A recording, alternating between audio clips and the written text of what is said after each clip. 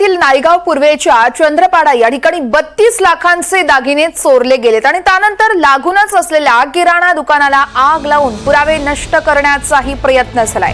अग्निशमन दलाने आग नियंत्रणात आणली। या प्रकरणी नायगाव पोलिसांनी अवघ्या 8 तासातच 4 आरोपींना अटक केली आहे। त्यात एका महिलेचाही समावेश असल्याची माहिती मिळते आहे।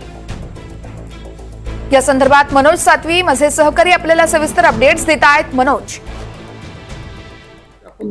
जाणीव ठेवली पाहिजे।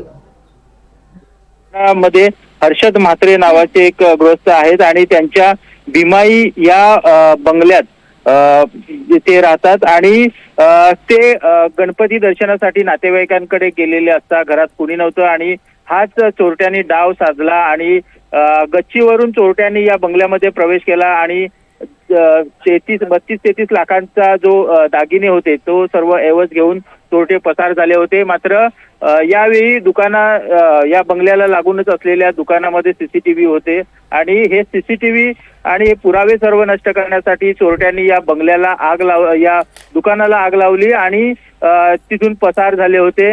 मात्र नायगाव पोलिसांनी अतिशय शिताफीने या 4ही आरोपींना अटक केलेली आहे। विशेष म्हणजे या आरोपींमध्ये एक महिला आरोपीचा देखील समावेश आहे। सोनू खान, दीपक खरात आणि फातिमा शेख आणि त्याचबरोबर अजय यादव अशी आरोपींची नावं आहेत। सध्या पोलिसांनी त्यांना ताब्यात घेऊन न्यायालयात हजर केलं जाणार आहे। मनोज, या कारवाईकडे आपलं लक्ष असणारच आहे। तुर्तास धन्यवाद।